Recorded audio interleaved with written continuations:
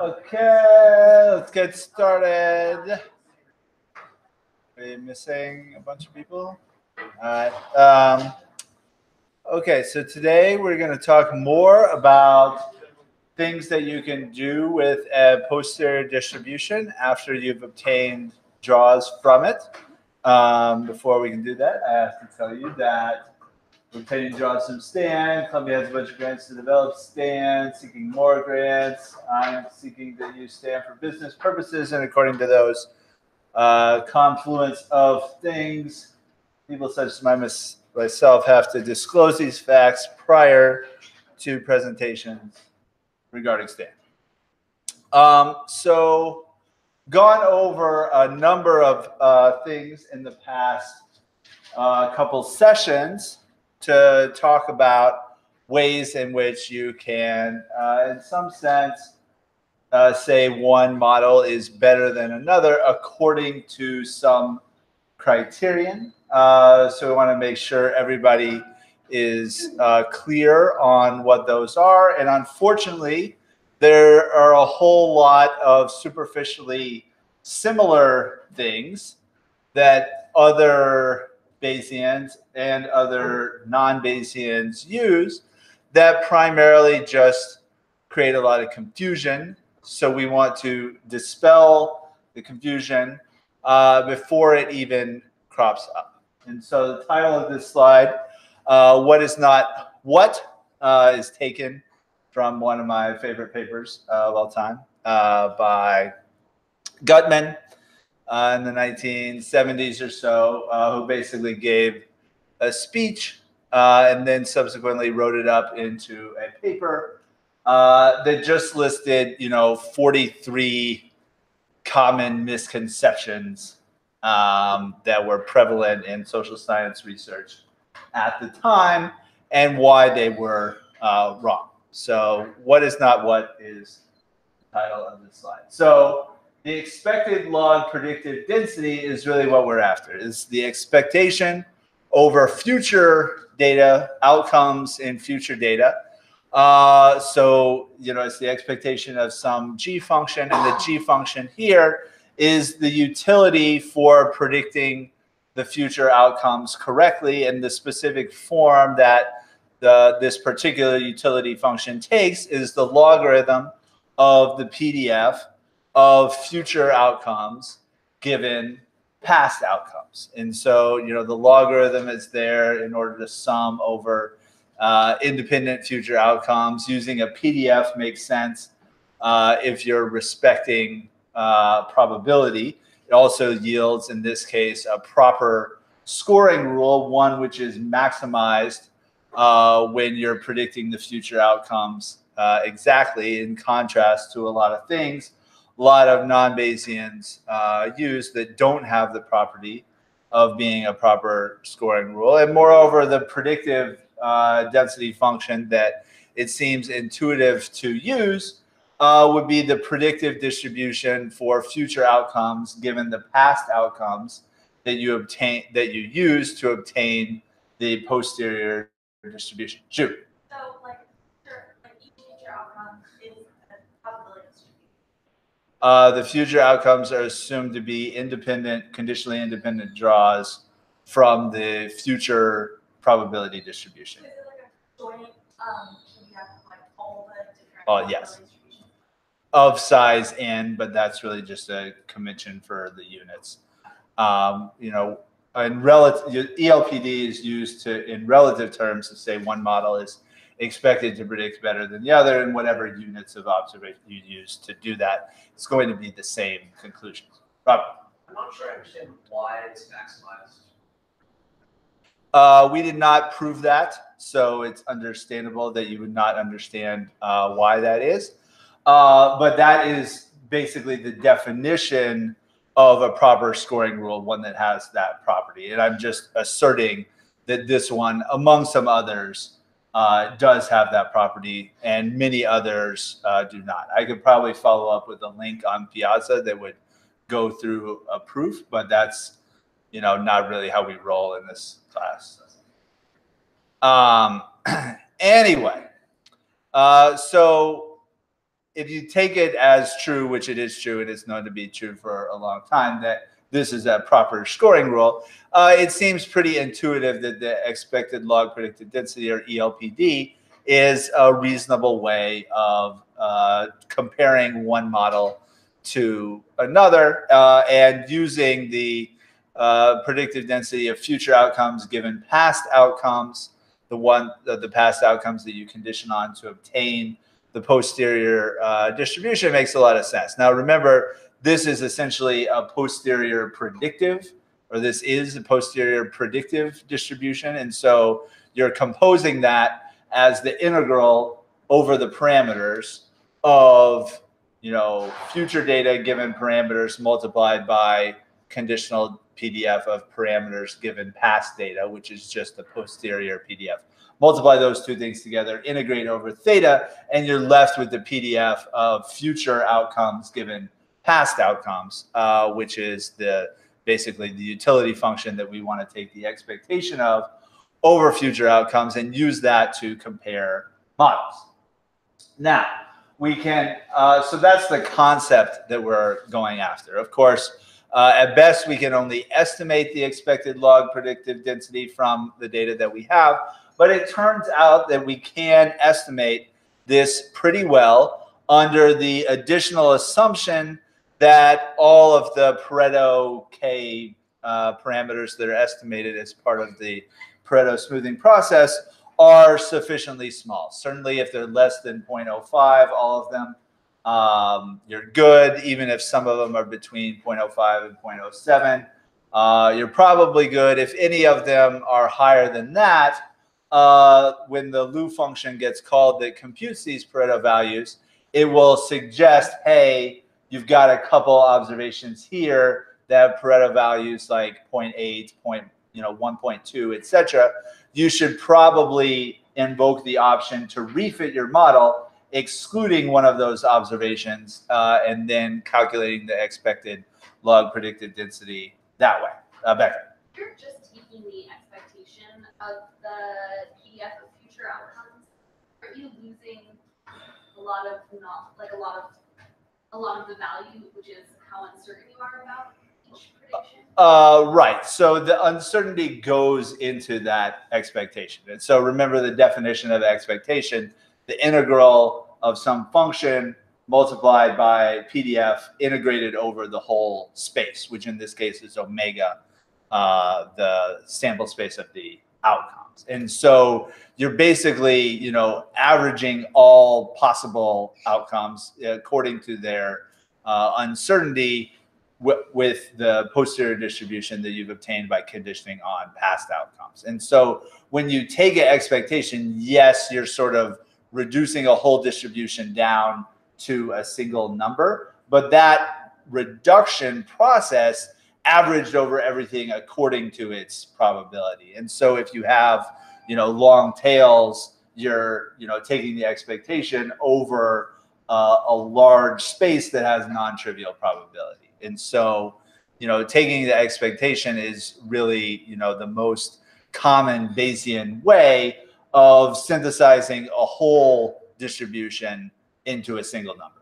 Now, it's true you can look at the variance and the ELPD estimates that come out of the Lu package have standard errors and stuff like that, which pertains to the variance. And so you don't want to, just look at the point predictions of ELPD that come out. You want to call the compare underscore models function, and that will tell you whether the difference in the ELPD is or is not large relative to the estimated standard error of the differences across chains. But anyway, yes, you do want to take into account the uncertainty there, but expectations are the most common way of, taking everything into account according to its probability.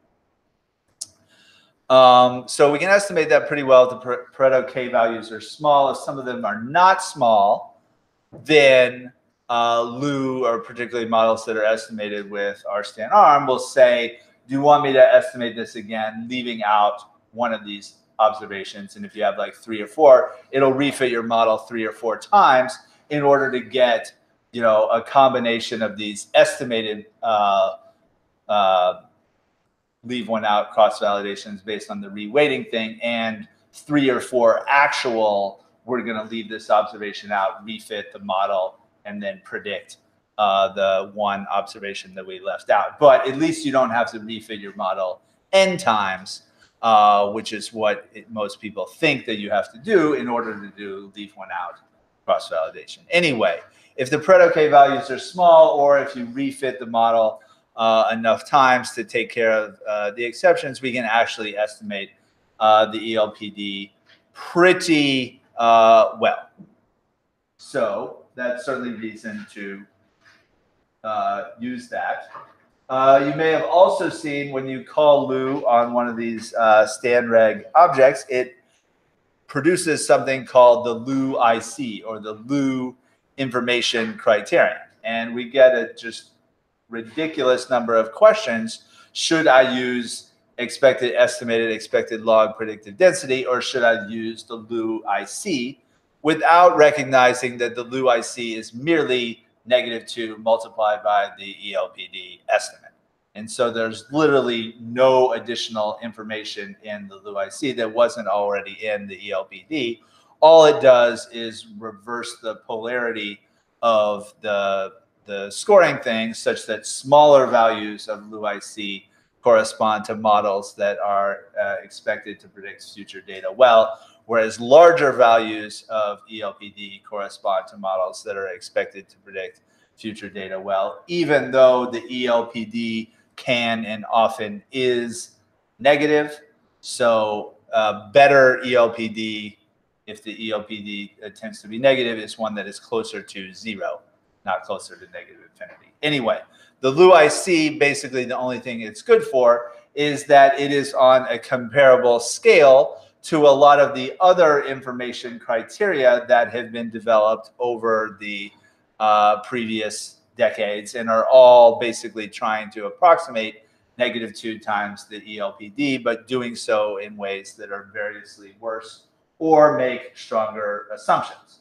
One such information criterion is the W Aic, which was also talked about in the reading for last week, I believe. And the W Aic is about as good at choosing a model that is expected to predict future data well as the Lou IC, when the assumptions of the Lou IC are valid, namely that the Pareto K values are sufficiently small. However, in the process of computing the Lou IC or the ELPD, one is just -2 of the other, you actually get diagnostics as to whether the Pareto K values are in fact sufficiently small. If you just use WAIC, you get no such diagnostics. And so basically the Lou IC or the ELPD is preferable to the WAIC, not because it does like a way better job of choosing the model, but because it has diagnostics that tell you when the assumptions underlying it are not being satisfied. However, a lot of people prefer to calculate the WAIC, particularly when they're not using R-stan-arm and they have to pass the matrix of log likelihoods themselves, or whatever you have to do to compute the WAIC. I never do it, so I can't remember. But I've heard it's easier to calculate. But that's not really an excuse, particularly if you're not doing the calculation. So if it's a choice where you call Lou or you call Wake, call Lou, because it has, as part of the calculation process, diagnostics to tell you when the assumptions of it are not met, whereas Wake does not.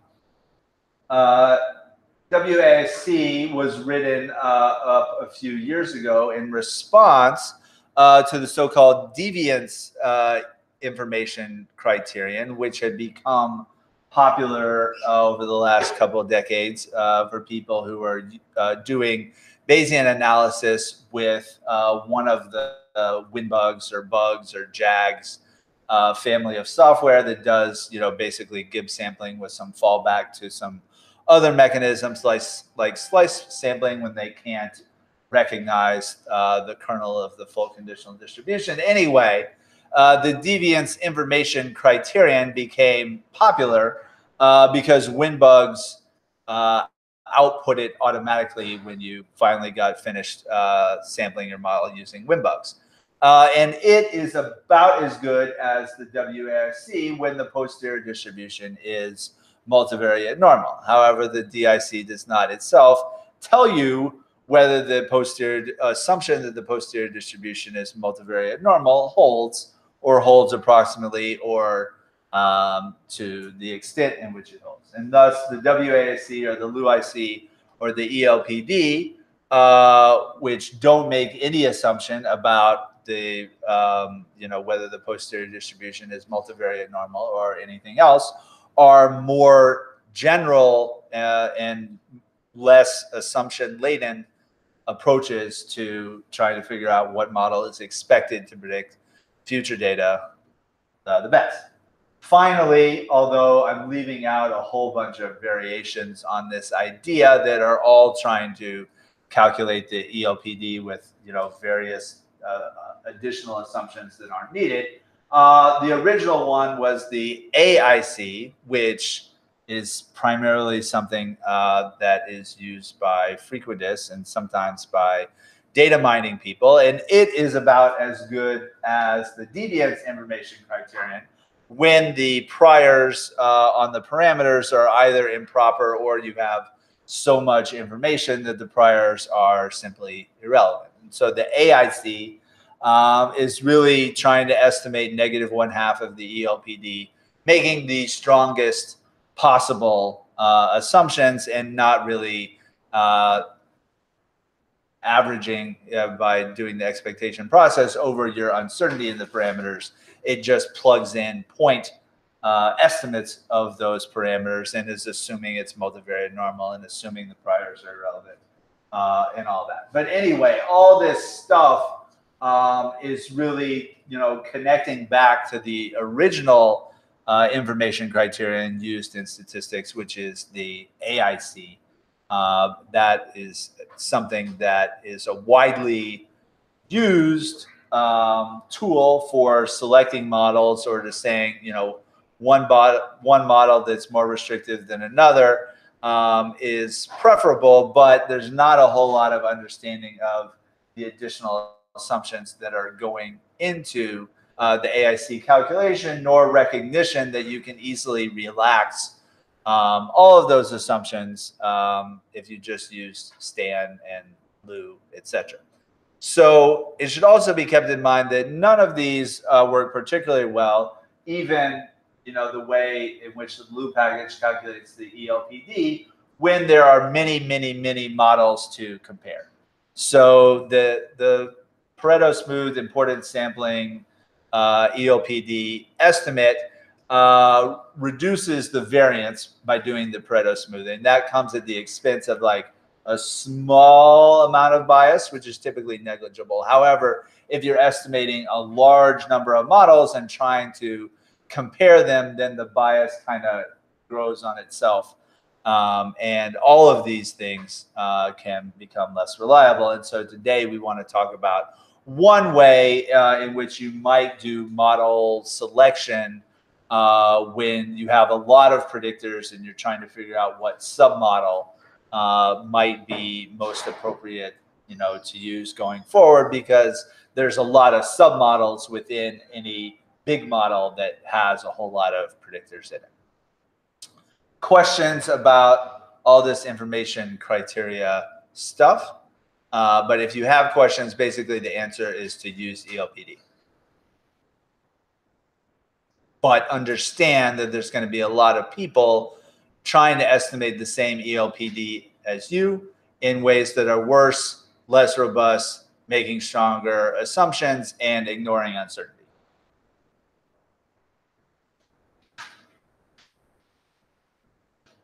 Got it?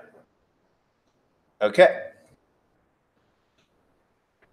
There's also a different approach to model comparison that uses a different way of evaluating in order to say what model is better. So all of these information criteria are intended to, approximate the deviance or -1/2 the ELPD and choose models that are expected to predict future data better in light of the posterior predictive distribution. However, there is a long tradition in the Bayesian community of asking an entirely different question, which is to say, what is the posterior probability that one model is right, or which model is most consistent with past data, in the sense that the prior predictive distribution of one model looks like what the past data that you collected to condition on actually looks like. And this difference in the way in which the circumstances in which these questions are asked is probably the biggest source of Bayesian on Bayesian controversy. Now, I.J. Good, who actually was the first person to prove that the log predicted density was like the right Bayesian thing, and he worked with Alan Turing and was notable for all kinds of reasons, not all of them good, but anyway, where was I going with I.J. Good?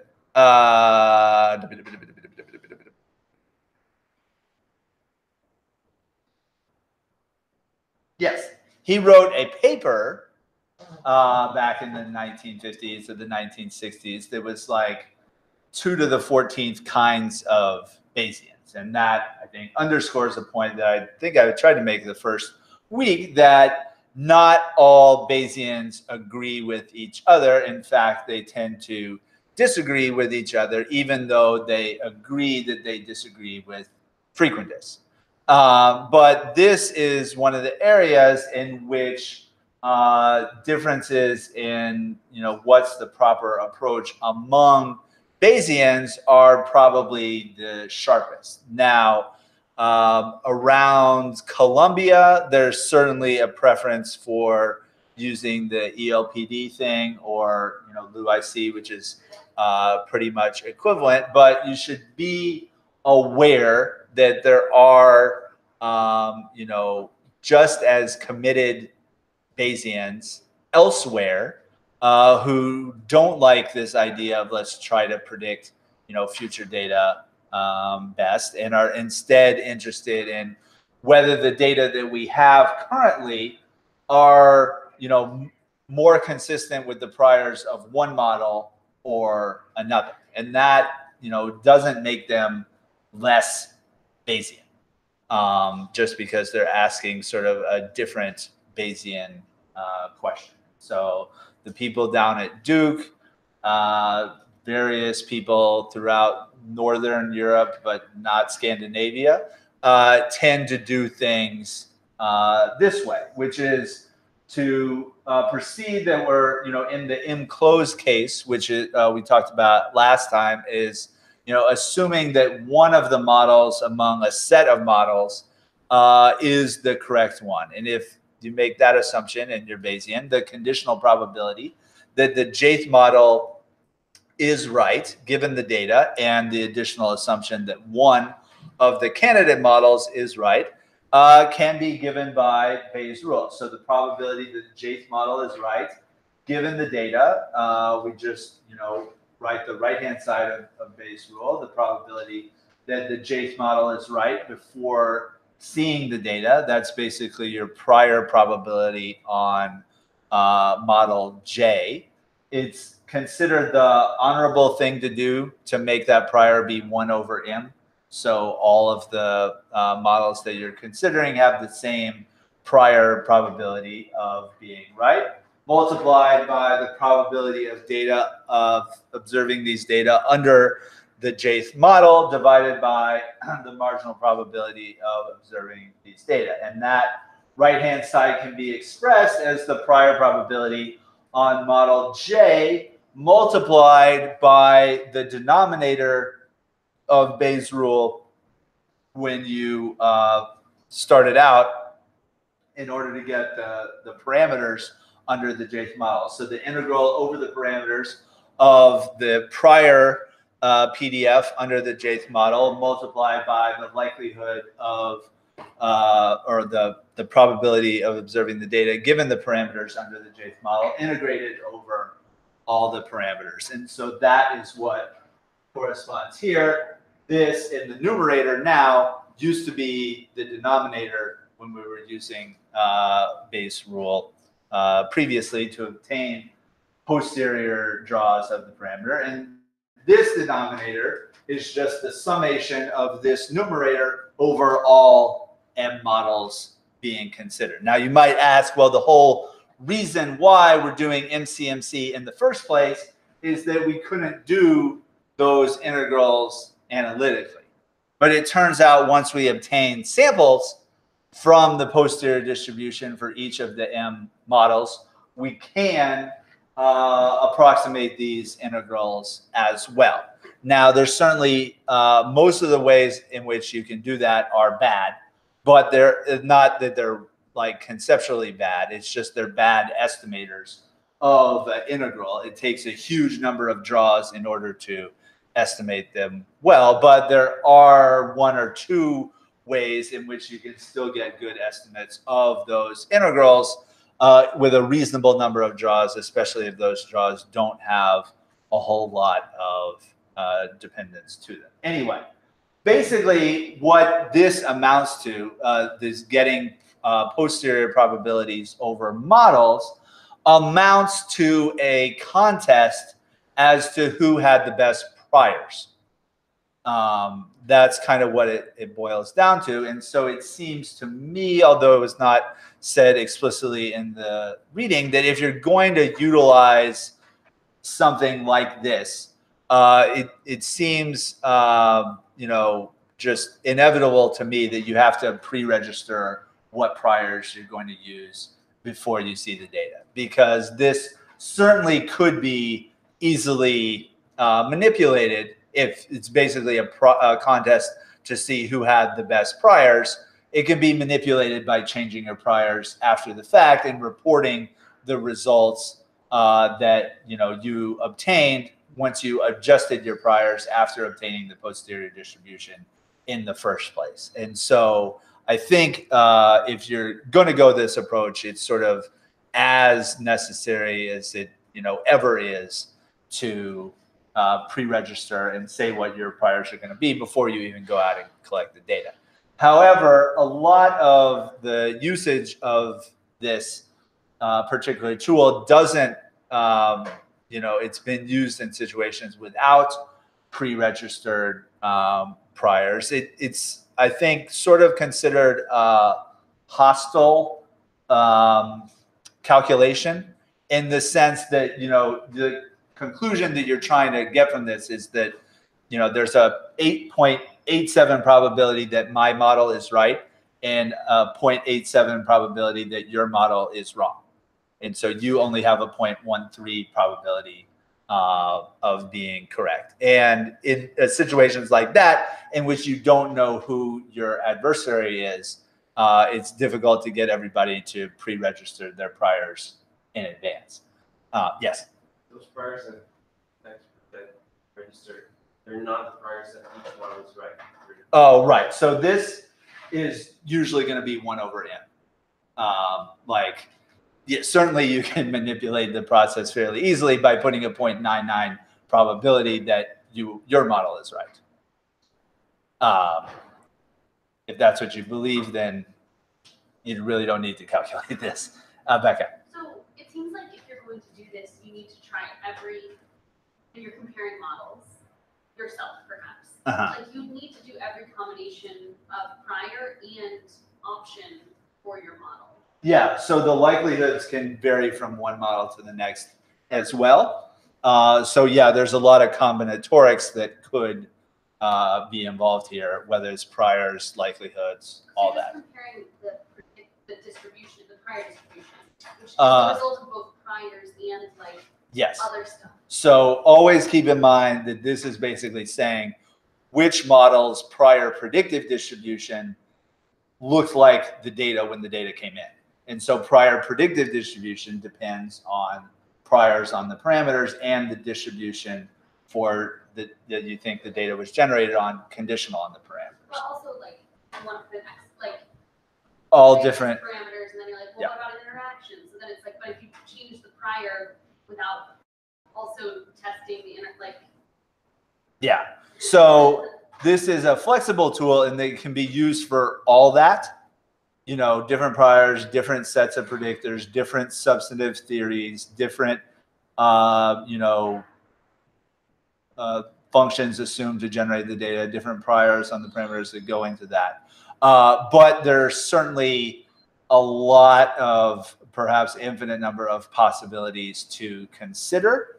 And if you're going to say, okay, I'm going to assume that one of these is right, you kind of need to, you know, explore everything.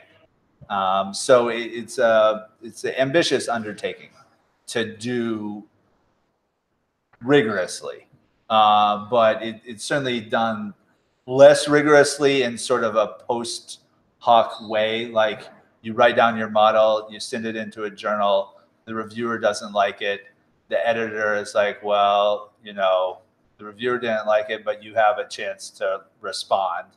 And you respond by saying, you know, the posterior probability that the reviewer is right is 0.04, so shut up.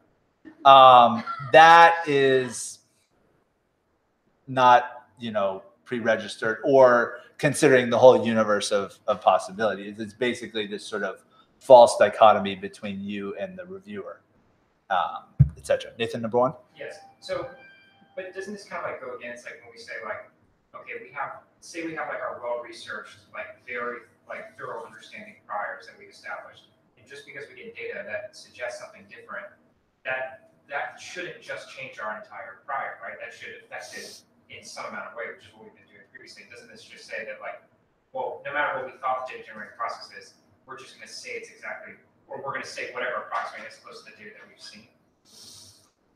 Yeah, in some ways, this seems to be a little bit inconsistent with the whole idea of Bayesian learning.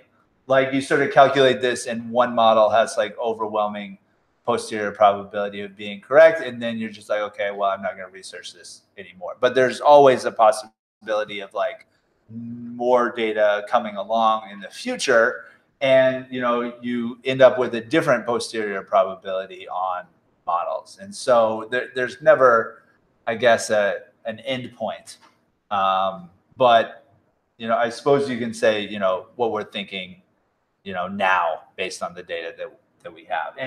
And it's kind of hard to see for me why this would be the most appropriate thing in the social sciences. But I've seen, although not totally understood, you know, presentations from outside the social sciences where like they're testing one of like Einstein's view of physics versus Newton, or the, you know, various other people who have come after Einstein that have sort of fundamentally different models for how the universe works. And so but there's only like a finite number of them. So in a situation like that, maybe this could be something that is useful, perhaps. Anyway, we'll talk about how to calculate one of these at the end. But really keep in mind that the first information criteria is fundamentally about what model is expected to predict future data best. And this idea of posterior probability on models is which model's past data was, you know, most consistent with the model's prior predictive distribution. Okay. So more what is not what. If you're in the M-closed case, then it's basically not controversial that you should use the posterior probability that each model is correct as weights if you're going to do any sort of a weighting thing. Now, we learned about model weights on Tuesday in the more M-open case where you're not assuming, you know, one of the models being compared is the correct one. But the model weights that we came up with on Tuesday, although they were numbers between 0 and 1, I would hesitate to interpret those as probabilities of anything, much less the probability that one model is right, compared to another. They're really just the optimal weights for combining different models in order to get the best predictions for future data. The reading for Tuesday, but we didn't have time to talk about in lecture on Tuesday, also mentioned these pseudo Bayesian model averaging weights that can also be calculated. Those are a bit more like these posterior probabilities over models used as weights, but still not really. And I think if you did want to try to calculate these, there's a better way of doing it, which we'll talk about at the end, rather than using this pseudo Bayesian model averaging weights with Bayesian bootstrapping correction thing that was talked about in the reading for Tuesday.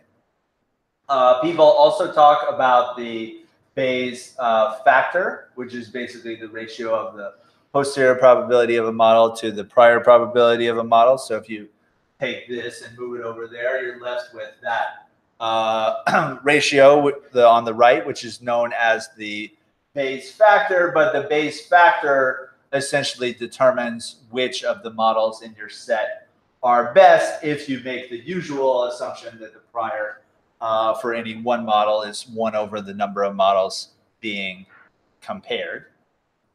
The Bayesian information criterion is also something that you will see referred to a lot. Not particularly Bayesian, also not particularly an information criterion.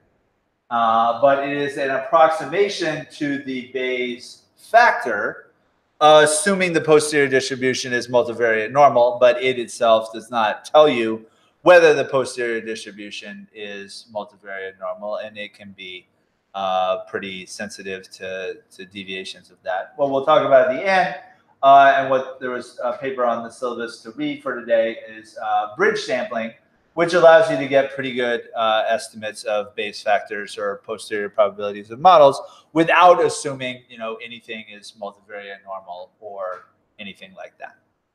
I forgot to say with this and some of the reading for, I guess, Tuesday or one of those days had some more Columbia-style criticisms of this approach, and one of them is true, but I don't like the way in which Andrew Gelman tends to word it. He says, well, if you sort of change your weakly informative priors from like normal 0-10 to normal 0-100, that really doesn't affect that much the posterior distribution you get out at the end if you have a reasonable amount of data, but it makes a big difference to the posterior probability that a model is correct. Basically, if you increase your prior standard deviation by a factor of 10, you may very well increase, the ratio of what seems to be the best model to the worst model by a factor of 10 or something similar like that. And so the way in which he phrases it is that this is something that's like very sensitive to arbitrary choices of of the priors in the model fitting process. But really what he's saying is he doesn't like the criterion. Of course, if we're having a contest to see which data are more in line with which model's prior predictive distribution, then of course changing, or if one has very different priors than another, it's going to make a big difference to that calculation. And so really, it's basically saying he doesn't like the criterion, not that there's anything wrong with the way in which the criterion is constructed. Indeed, it follows directly from Bayes' rule. And to say it's irrelevant is, I think, not quite right. It's more or less irrelevant to what is the posterior distribution of theta, but it's very much relevant to this calculation, seeing whether the data are most consistent with this or that model's prior predictive distribution. So if these things are going to be sensitive to priors, a contest to see who has the best priors, well, you should definitely look and evaluate the implications of what your priors are. So here we have a model we've talked about before for diamonds. It has an interaction between caret and the size variables. Everything's in logs here. But I specified prior underscore PD equal true to just draw from the prior rather than conditioning on the data. And so we can see what a prior with a modal R squared of 0.8 implies for the prior distribution of the coefficients, etc. So here I've plotted 4 of them using the MCMC areas function. And you can see the way it comes out, it's putting very heavy-tailed priors on the coefficient of caret and the interaction between caret and the size variables. These stretch from -50 to 50 with a little bit of probability, and particularly with the main effect here, it even goes out putting small but not entirely negligible amounts of prior mass, all the way out to about 100 or -100 or so. And so again, you can see the interquartile range. You can see the prior median. It's around 0. Now, this form of the prior, like we said when we were talking about linear models the first time, it's actually the maximum entropy prior given the expectation of the logarithm of R squared. So that has that going for it, but it also yields this prior distribution on coefficients that is kind of in line with what a lot of people think the default sort of priors should be on coefficients in regression models. To have a center of 0, and that's true. These have a prior mean and a prior median of 0. To have a lot of density at 0, but a lot of volume of the prior PDF in the tails. And so there's at least a small but not negligible chance of getting a coefficient that is really far away from 0. And so this has the kind of characteristics that a lot of people think we should, unless there's like a strong reason not to, be using priors with characteristics like these in regression models. Now, there's other ways of choosing priors that also have, center of 0, heavy tails, a lot of density at 0, etc. So this is just one of them. But most of the schemes for choosing priors, particularly default priors, are going to have these characteristics in one way or another. Questions about that? No? Stephanie? Of these coefficients, is there like a best distribution of each score here? Well, this is only... Like what should it look like? You know what I mean? Oh, so I would say they all look the same in the sense, well, one, we haven't conditioned on any data yet. So this is just implications over prior. They all have a mean and a median of 0. They're all symmetric, even though I didn't take enough draws to really, it looks a little bit asymmetric, but that's just because I did a finite number of draws. So they all have a mean and median of 0. They're all symmetric. They all are relatively heavily tailed, although the exact heaviness of the tails depends on the variables, etc. And so even though they look a little bit different, they have the same fundamental properties. And these fundamental properties are ones that are pretty popular, even if they sort of come in other forms. So to go back to another model that we were talking about, just because it's faster to estimate and doesn't crash as many laptops, the political economy risk one, where we're modeling the black market premium with everything in the data set except the country variable, and thus we have a prior R squared of a much smaller number. just because I think our understanding of what makes a black market premium bigger or smaller is less nuanced than our understanding of what makes a diamond, raw diamond, priced higher or lower. Rob McCullough said, and I believe he was quoting somebody else, but I can't remember who he was quoting. It could have been Carvalho or I don't know who. But anyway, he made what I thought was an important point, which is sparsity, or the extent to which your coefficients are zero, is something that should be considered an input to your utility function for models, rather than an assumption to impose on a model that is trying to fit the data.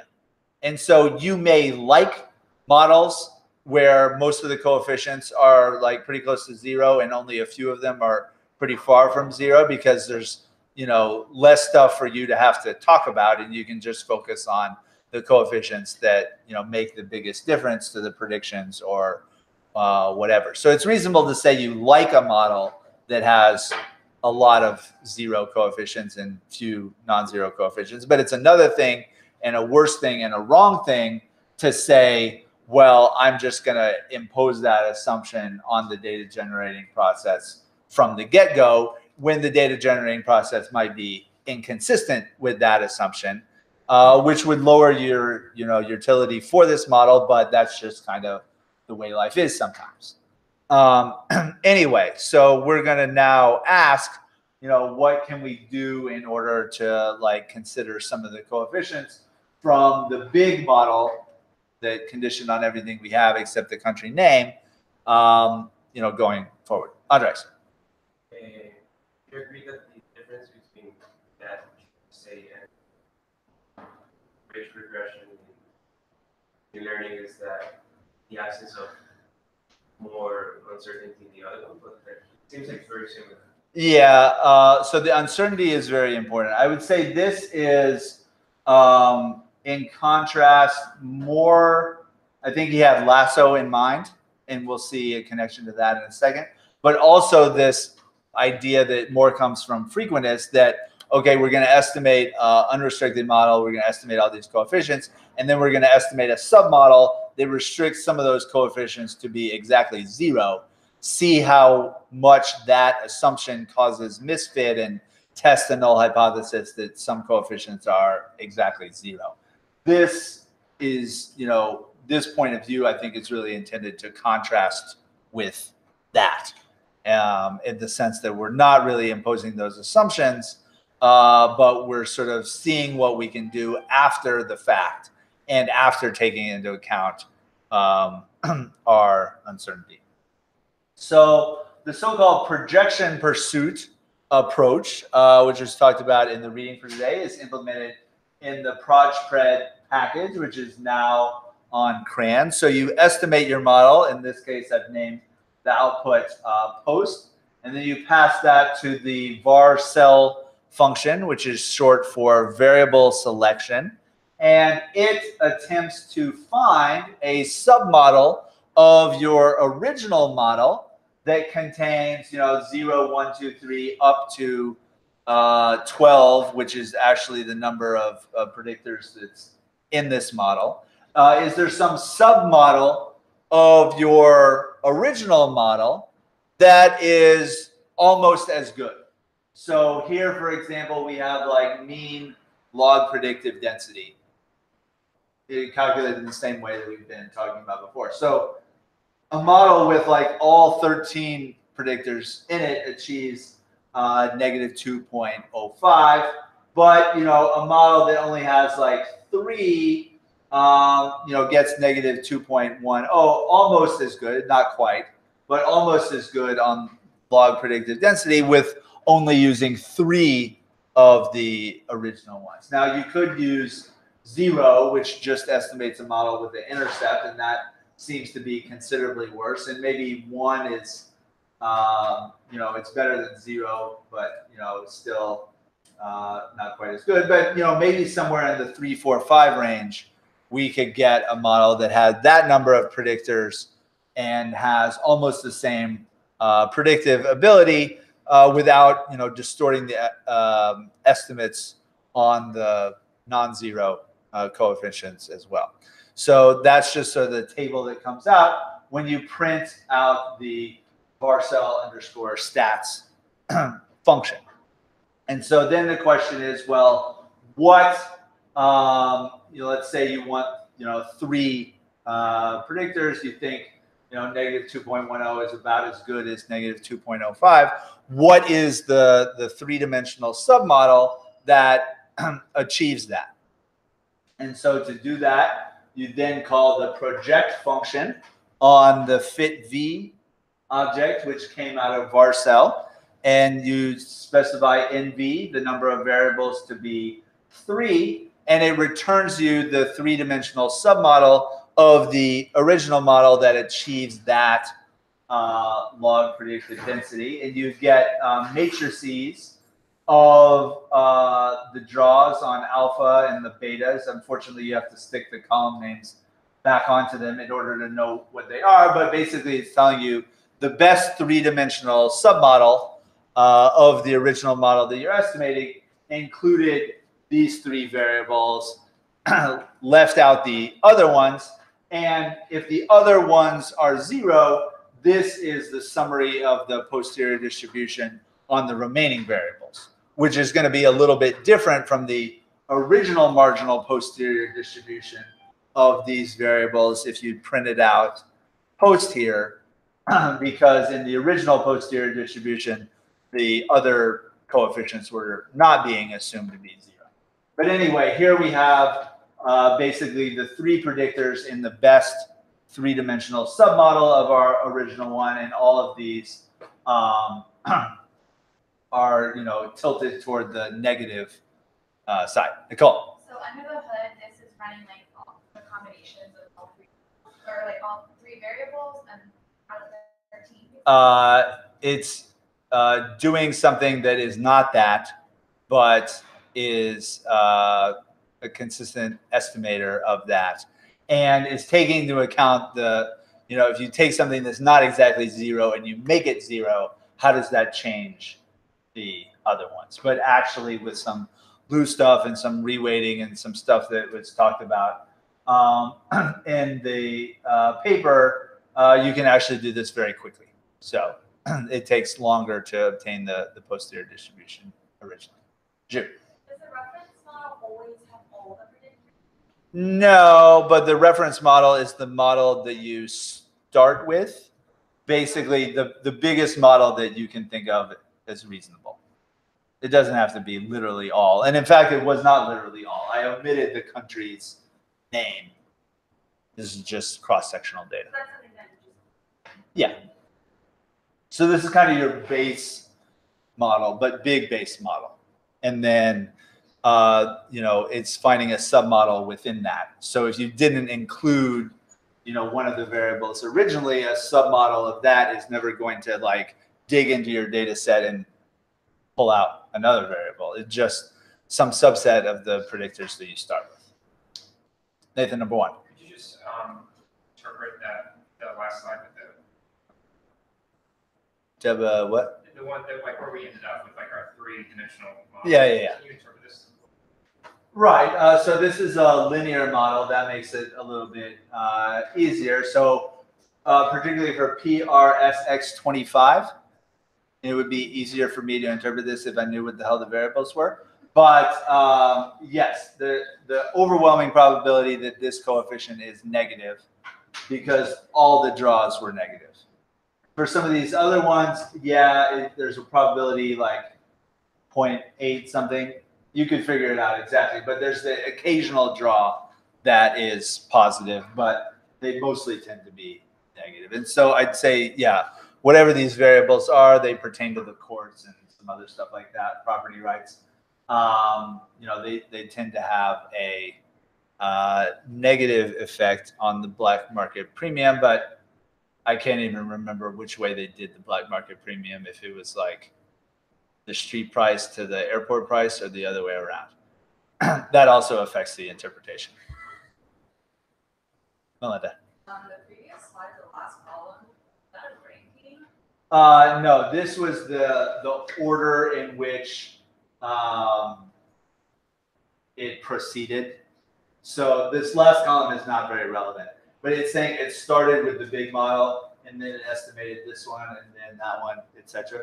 It doesn't have anything to do with which one is better or worse. What you really want to focus on is the log predicted density, or basically more or less equivalently the KL divergence from the big model. Those are the ones that are talked about in the reading. Here we also have an R squared value. Not as good, but maybe some people find that more comforting. It strictly increases as you include more predictors. And so it by itself isn't really good for saying what is the best submodel. Okay, so we can select a model with 3 predictors. So this approach is not bad, but it can be a little bit biased from the fact that you're using the same data to do the variable selection and the projection that you use to condition on to obtain the posterior distribution in the first place. And so you can also do cross-validation variable selection, which will do, you know, leaving out one or more observations of the data. There's CV method, LU, or K-fold. Anyway, not using absolutely all of the data in order to do the variable selection thing. But again, it turns out that sort of 3 is probably the smallest reasonable number for a submodel. The red line here is the log predicted density average for the full model. And so again, the 3-dimensional submodel pretty much gets there. And going to like 7 doesn't really seem to get you much other than having to keep track of more coefficients. And so you can do this with cross-validation, but you know, it tends to come out pretty much the same as if you didn't. Anyway, so you know, you choose a submodel and you could go with this. Questions? Stephanie? Is cross-validation just like training and testing data? Yeah, so leaving out one observation, not literally, but doing the LU thing, or you know, K-fold, where you subset your data into like 10 pieces equal size, use 9 of them, predict the remaining 10%, etc. All of those ideas. So this, I guess you could sort of see it as a reaction to a lot of the things in machine learning, particularly Lasso, which kind of seems as if it's aiming to do the same thing. Like you estimate a model that has a bunch of predictors and you're really maybe the main goal of the process is to figure out what coefficients are 0 so you can get rid of them.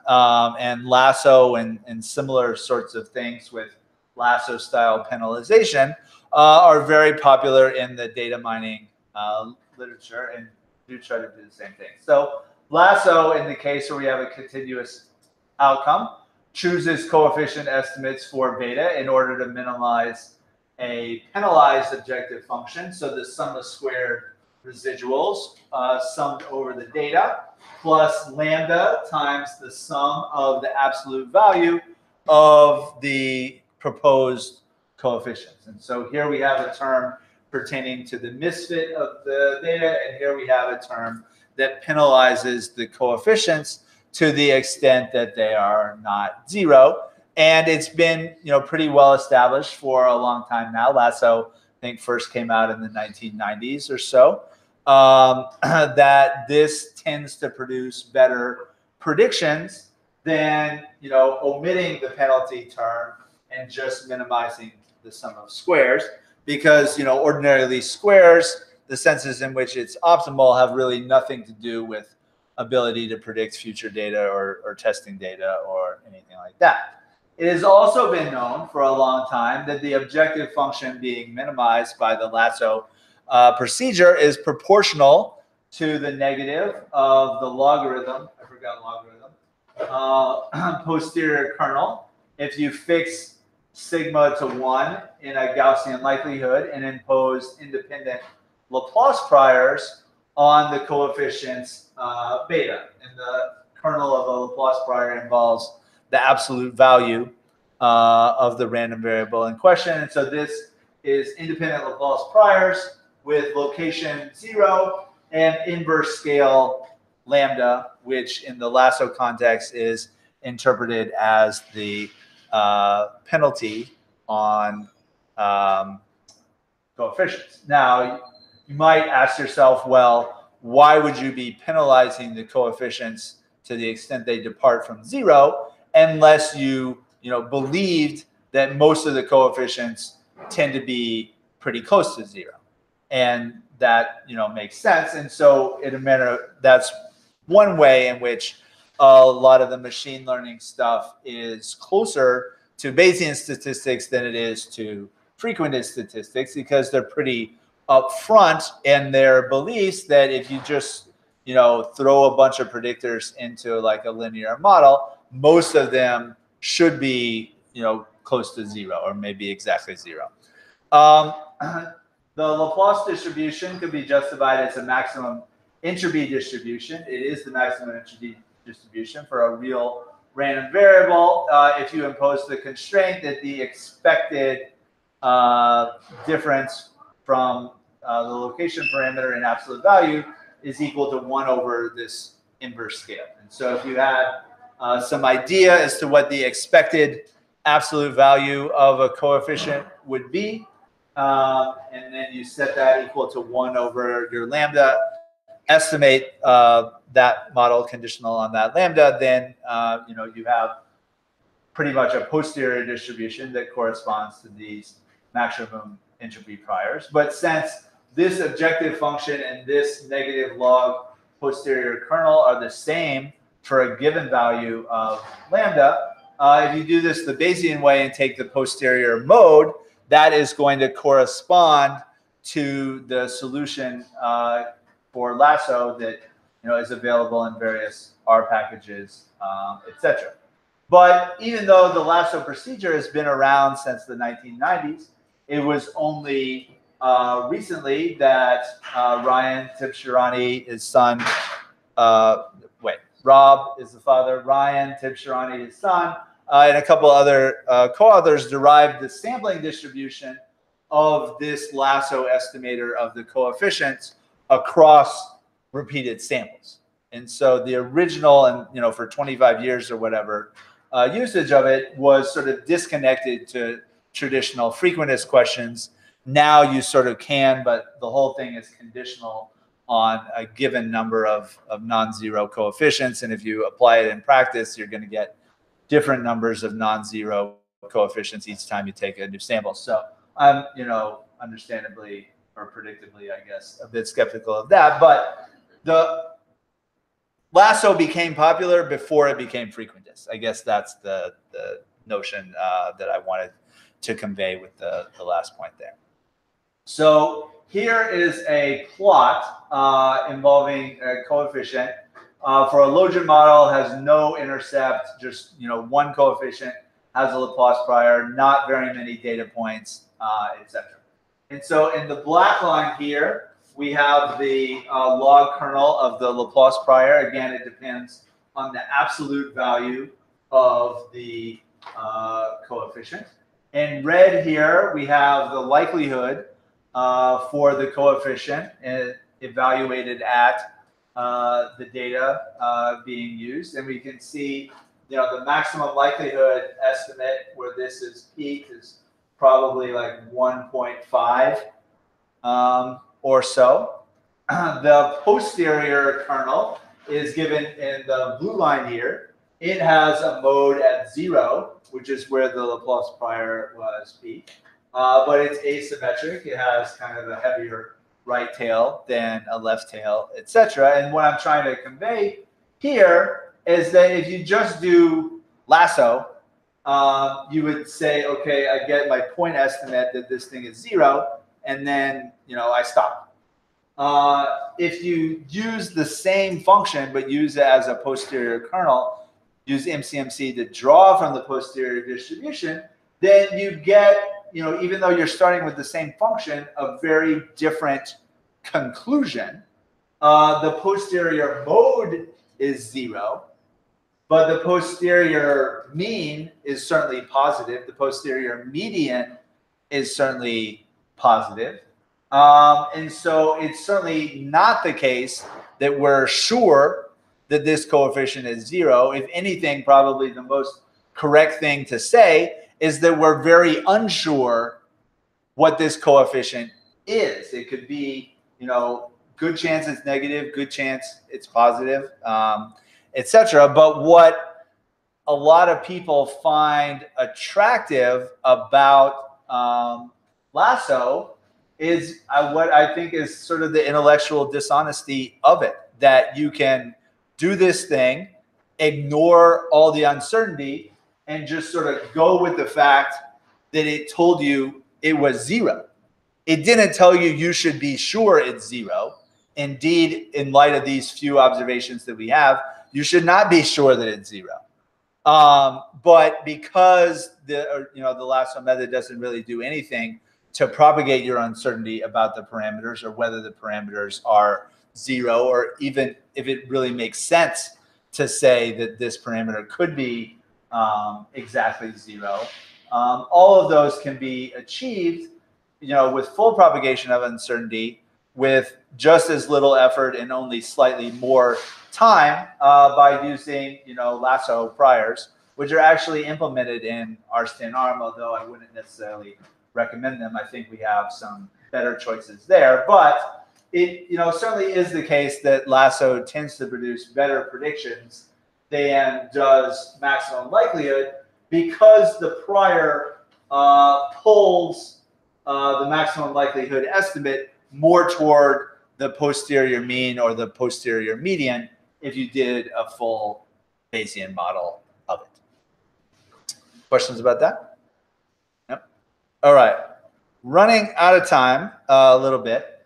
So probably a better prior, if you're trying to figure out what coefficients are 0 or not 0, is the so-called Finnish horseshoe prior, which is also talked about at the meeting for today. It is a 5-layer hierarchical prior that I don't have time to really explain, but it's implemented in RStanArm if you use prior equal HS in Stan GLM. And if you look at a picture of this, you can see, really what it's talking about. Yes, it is centered on 0. The density at 0 is very high, but it puts at least a little bit of probability way out into the tails in both directions. And like I said, this can be achieved by doing prior equal HS, and you can specify the arguments to it rather than taking the defaults, which is probably